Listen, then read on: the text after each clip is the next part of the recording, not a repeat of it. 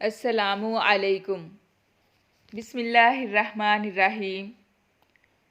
और ये सब्र का महीना है, सब्र का बदला जन्नत है। इब्ने खुज़ैमा।